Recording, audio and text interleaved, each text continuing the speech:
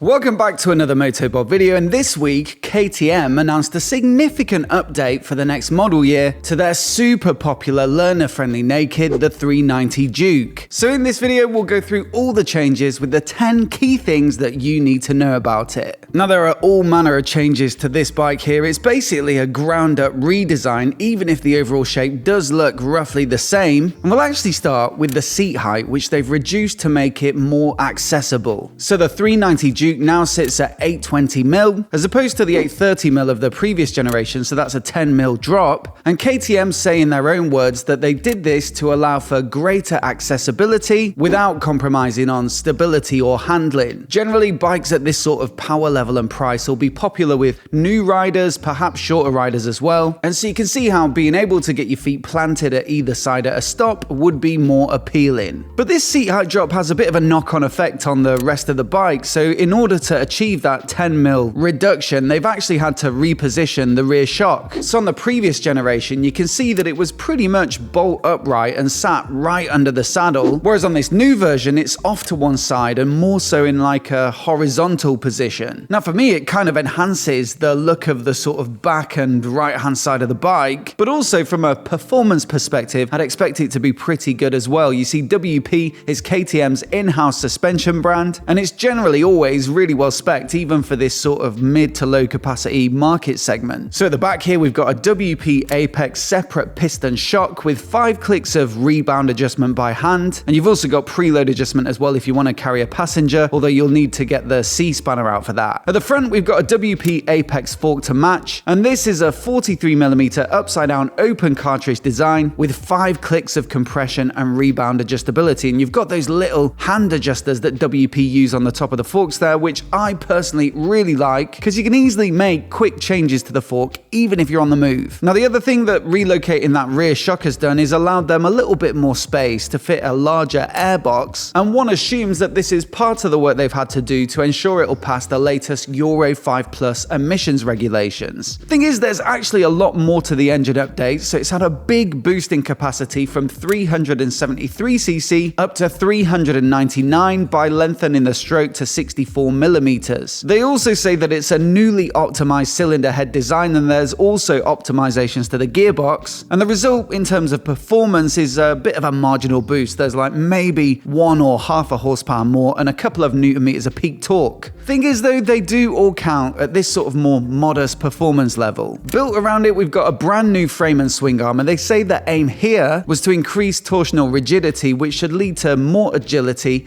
and better feedback for the rider. So the steel trellis frame is all new, and instead of a steel trellis subframe, you've now got one that's made from cast aluminium, which is a big change for this line of Duke bikes. Generally, the cast aluminium should help with stiffness but also weight reduction, and we have seen spy shots of a new and improved 1290 or perhaps 1390 Super Duke, which appears to take the same approach, so that gets a cast aluminium subframe as well. So I'd expect this change across the whole Duke lineup from now on. And again, from an aesthetic perspective, I quite like the way that they've left it exposed at the sides and made a bit of a visual feature out of it. Now the swing arm also gets a new curved design. It used to be a bit more flat. Firstly, it had to accommodate that new side mounted shock with a relocated mounting point, but also that bit of a curve accommodates a new underslung exhaust design. That's a significant move away from the side mounted silencer on the previous generation, so perhaps a few headaches for any third party aftermarket exhaust manufacturers. But the reason a lot of bikes have this now is that the silencer and the catalyzer combined can be pretty weighty, especially with all the precious metals needed to keep the emissions low. And so relocating that hefty mass down under the belly of the bike, that can help to keep the center of mass low, which in turn helps agility and flickability. Now another change which ought to impact handling significantly is the new wheel design, which they say is lighter as a result of using fewer spokes but also an open hub design. Now not only do lighter wheels mean less rotating mass, which typically results in quicker changes of direction, but also there's less unsprung mass, which allows the suspension to more easily do its job, and that generally means better ride quality. So a big positive in having lighter wheels here, and also the tyres look to have been switched out. So the previous gen, I think I'm right in saying, ran on Metzler's, but it now gets what look like Michelin Power 5s, so quite a sporty tyre, and it'll prioritize a little bit of stickiness over longevity. Possibly not entirely necessary for a 40 odd horsepower bike, but still a decent tyre choice overall, and KTM bikes do tend to have a bit more of that full send mentality. Now you'll notice straight away that the brake disc at the front has been massively redesigned with a bit of a skinny looking appearance that mounts to the spokes of the rim rather than the hub, so you don't have a big heavy carrier. So overall a lighter braking setup here, and again less rotating mass and less unsprung mass. And you also still get a 4-part radially mounted caliper at the front from BeMoto, and it should be more than up to the task for a relatively light bike at 165 kilograms wet. Now there is a lot of talk of weight savings here, but unfortunately the previous generation spec sheet only had dry weight figures published. For this one it's only got wet weight, and so without having to guesstimate the amount of liquid on board, it's hard to get a like-for-like comparison to say if it is truly lighter overall. But I would say still 165 kilograms wet seems satisfactory and plenty light enough for this category of bike. Now also on the braking front, their Supermoto ABS mode is now as standard on the 390 Duke, and that basically allows you to run the bike with the ABS switched on at the front wheel but disabled for the rear, and that means you can brake traction with the rear brake to slide the bike into turns. Now as for the riding modes, on top of the existing street and rain modes, there's now a track mode available as an add-on, and that gives you a new track focused layout on the 5-inch color TFT display. So you've got a bigger rev counter, you get a lap timer as well. Gear position and ABS and traction control settings are now made more prominent, and the speed has been deprioritized and made quite a bit smaller. It feels like they've really made this thing a bit more serious for this year, because you can also get launch control on it as well, and there's also the option to fit an up and down quick shifter from the accessories catalog too. Even in its appearance, with a big change to the bodywork and the graphics, it looks a bit more menacing. I mean, most notable would be the extension of the side panels. They're now sort of reaching down to the front of the bike, and they give it a much more aggressive look that's got a bit of a hint of the big like 1290. The headlights also had a big update too, which I really like. It looks a bit more modern but still an evolution of that signature shape, and there's LED lighting all round on this bike with self-cancelling indicators. You've also got a new colour match saddle, and you now get a proper metal fuel tank as opposed to a plastic cover, and all in all I think it's a pretty awesome looking bike for something that's learner friendly. Sat static in fact in some of the photos, perhaps you'd think it was a bigger bike than it really is, and it's only when you see the shots of someone actually sitting on it that you get a sense of the slightly smaller scale. Now no price as of yet on this one, but I'd expect a few quid up on the previous generation, which is currently listed at 5.5 grand, although they probably won't want to go much above that given that they've now got new competition in this sort of 400 segment from the new Speed 400 from Triumph. Now I recently shot a full walk around of that bike along with its off-roady counterpart, the Scram 400X. And so if you want to see the full video with the full details, then do click the link on the screen down here now and let us know what you think of that bike. I'd also love to know what you think of this new KTM down in the comments, so do let us know. Hit subscribe for more of the latest motorcycle news and reviews like this right here on YouTube, and many thanks for watching today, and we'll catch you in the next one.